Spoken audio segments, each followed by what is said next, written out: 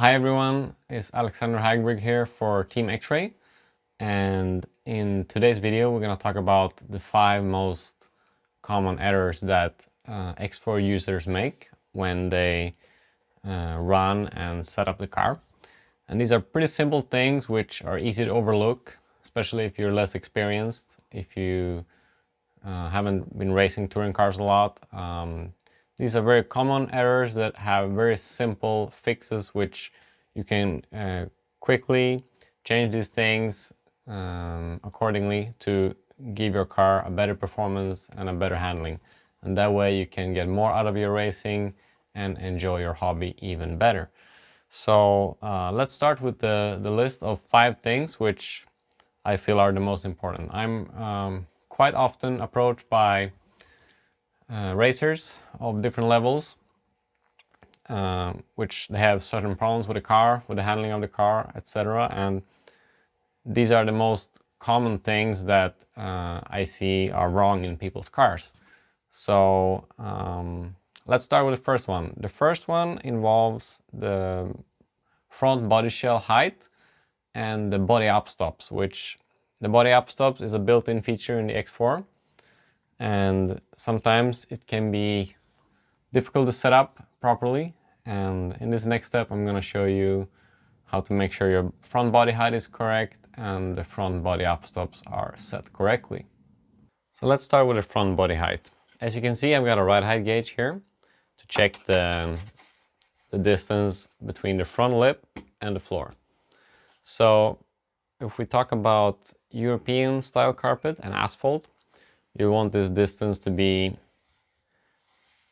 around 7 to 8 millimeters. You don't want the body to be any higher than that for that kind of surface. For CRC black carpet, you'll want this to be probably around 9 or 10 millimeters because the body has a tendency to drag more on that type of surface. But for asphalt and European style of carpet, you need to aim for 8 millimeters here. So as you can see here, there's a bit of a gap here. It's actually closer to 10 millimeters than 8 millimeters. So the body is too high. The negative effect of having the body too high is that you lose front downforce and you lose front grip. The car is going to understeer more. So we're going to drop this body shell down here. I'm just going to remove these 2 O-rings here, which I have sitting on the body post.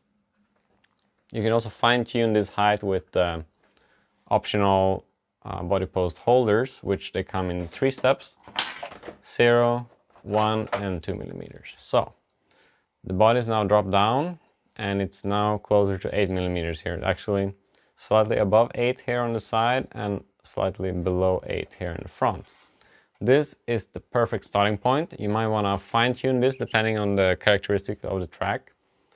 If the track is bumpy or have a lot of banked corners, you might want to go a little bit higher depending on how much the body drags. You can hear this from driving alone on the track and listen to where the body is dragging. Okay, so the body upstops. The body upstops is these 2 screws here, which are mounted onto the upper arms. You need to set the height of these so that they prevent the body from reaching the floor, but only at the very end of the suspension movement. So let's move the suspension now and see what happens. These body upstops are set incorrectly. Why? Because I push the suspension down and the body isn't moving. It means the screws are way too long and they don't allow the body shell to lower itself together with the suspension. The body is not moving at all. When you have it set incorrectly like this, the body shell is gonna stay level and you're gonna lose a lot of front grip, a lot of steering, especially in slower corners. So what we're gonna do is we're gonna take these screws down here, just lower them.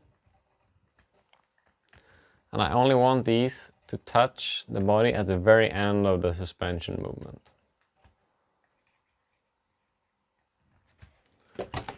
What I'm looking for here is when I push this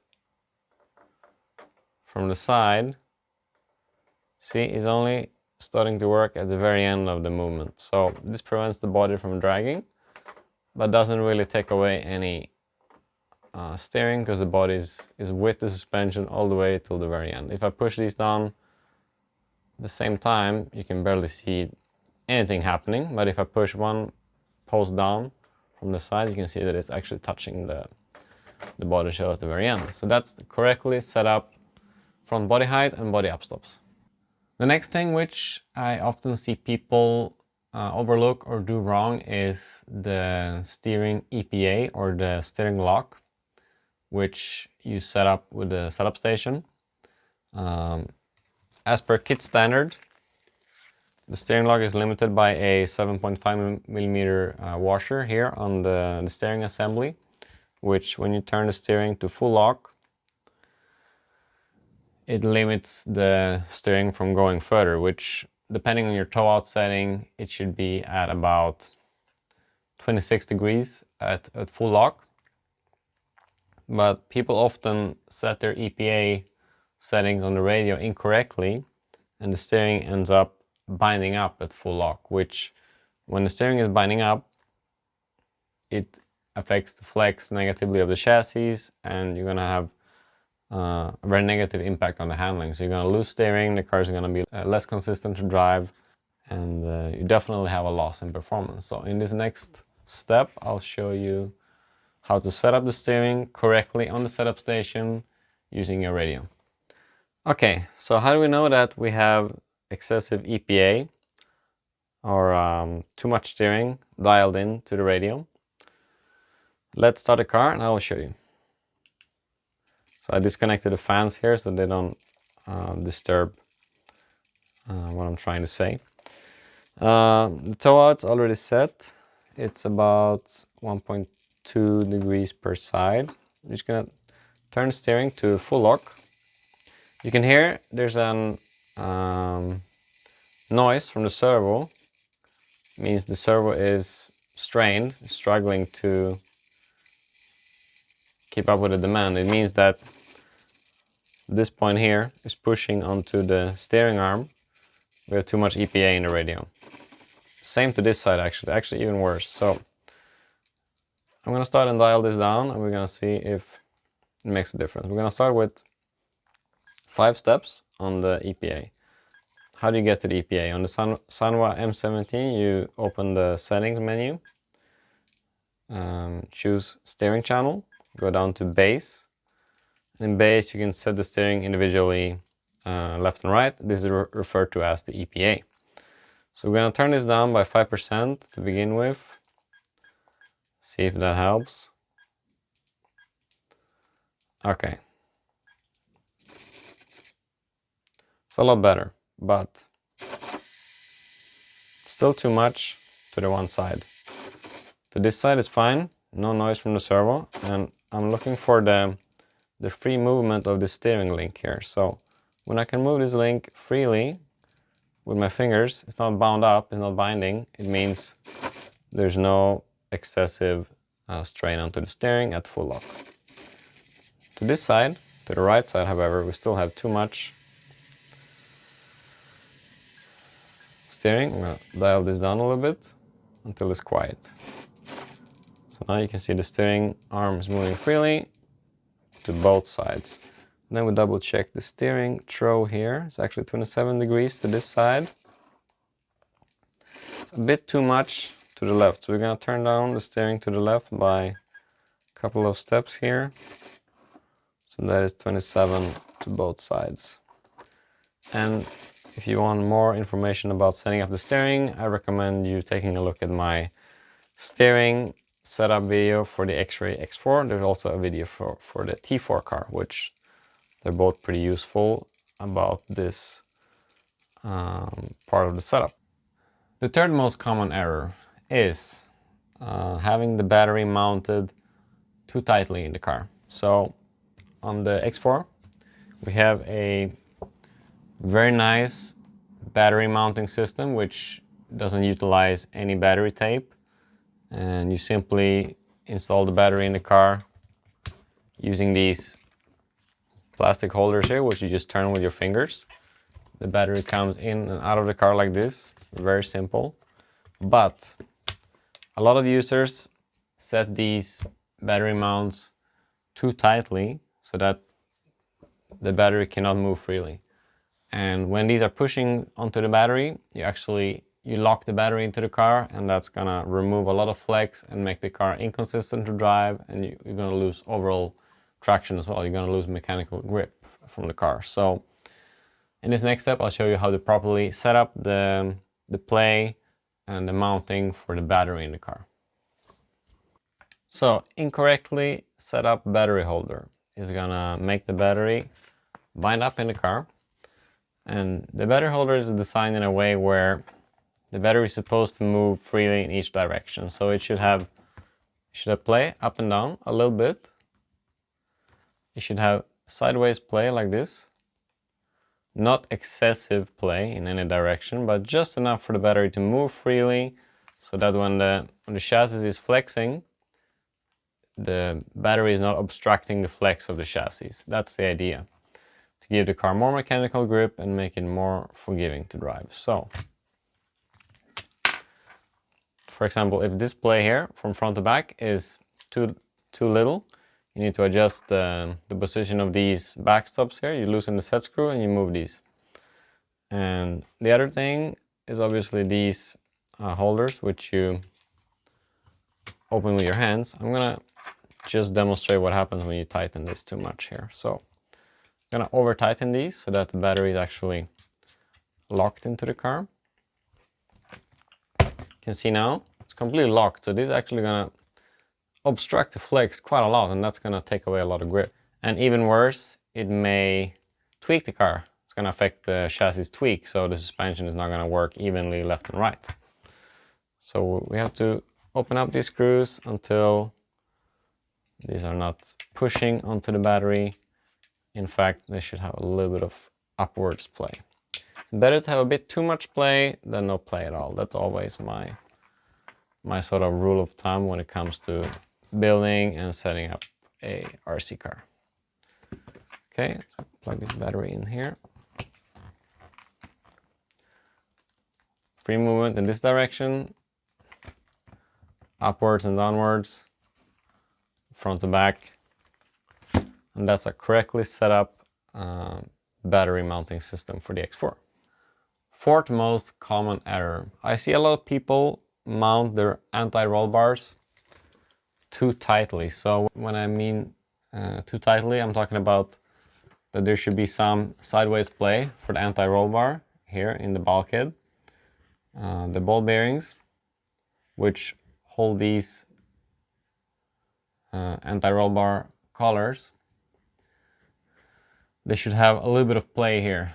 The anti-roll bar should be able to move sideways, because if you mount these too tightly, the anti-roll bar will actually bind up, especially during cornering when there's load added to the suspension here. So I'm gonna demonstrate this in the next step. I'm gonna make these collars too tight against the bearings, and we're gonna see how it negatively affects the movement of the suspension. And obviously it's gonna have a negative impact on the handling. It's a quick fix, but I often see people make this error. So what I'm referring to here with the sideways play of the anti-roll bar is that this should be able to move here freely from side to side.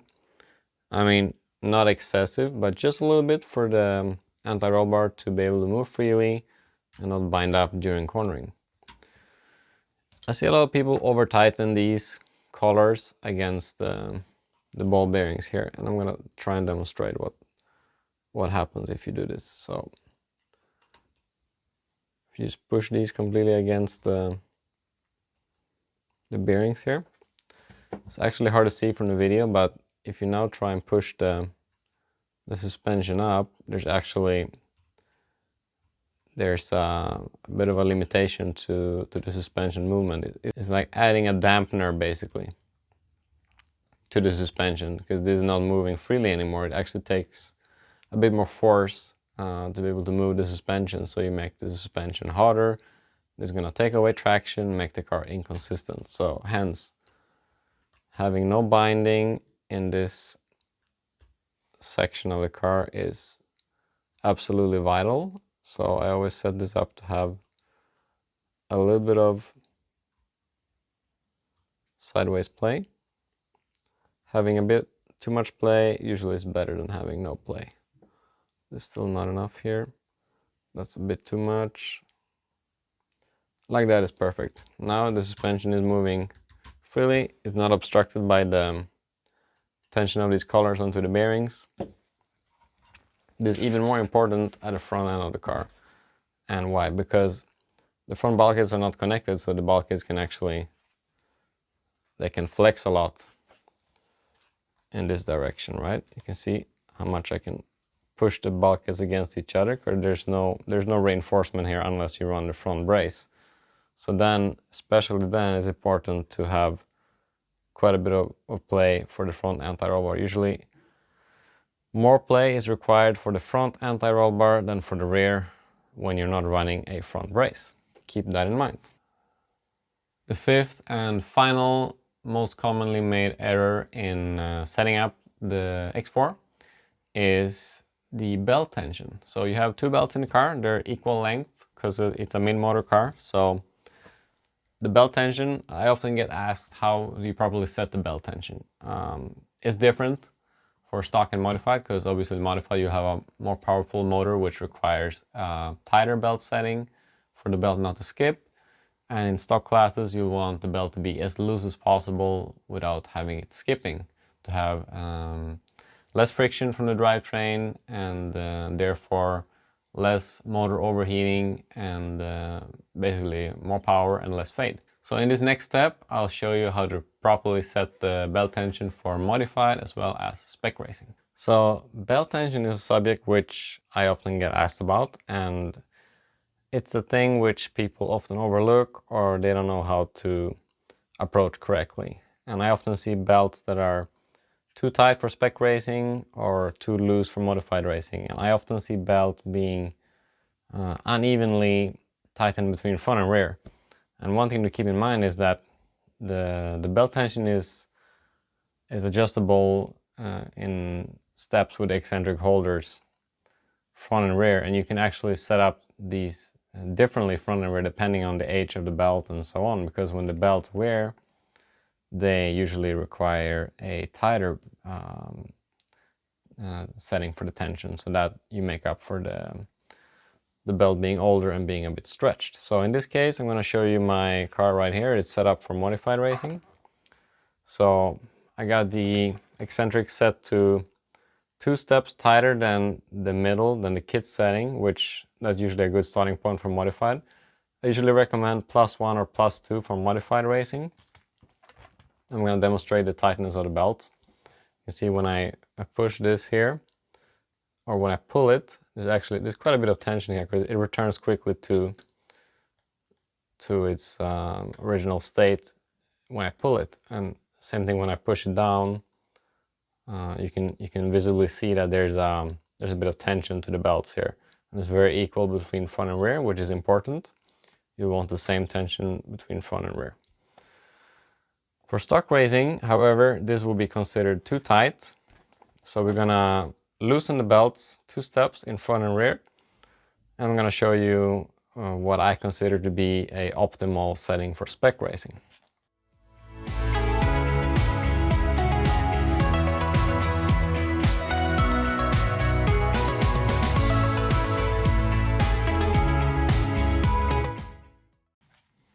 Okay, so I've just done the rear belt now, just to demonstrate to you what I feel is the optimal setting for spec racing. So in this case, the eccentric is in the middle here for the diff ball bearings, and this is the kit setting. I mean, depending on the belts, especially if the belts are brand new, you may want to go even less tension, so -1 or maybe even -2 in some special situations. How can you see that is the perfect setting? So I'm going to pull the belt up like I did before. You can see it's actually bouncing a bit, like it doesn't return as quickly and as vigorously as before. So it's a lot looser. You can visibly see it not returning as quickly. Also, when I push it down with my finger, it's a lot less tension. So this to me is a perfect setting for stock racing. You can probably use it even looser, especially because we have belt tensioners now built into the car here in the bottom. So you can use the belt looser, but you can add tension with these belt tensioners that are mounted onto the motor mount. So keep in mind that belts should not be too loose for modified racing and not too tight for stock racing, and aim for the same belt tension in front and rear. Keep in mind that the belt tension needs to be adjusted. Usually when the belts wear, when they get older, you need to add tension to the eccentric holders. All right, I hope that you enjoyed these simple tricks, and maybe you've done some of these errors yourself. Maybe you've learned something from this video. Hopefully it was useful to you in some way. And if you have any other suggestions or comments, please let me know. And have fun racing with your X4. See you guys soon.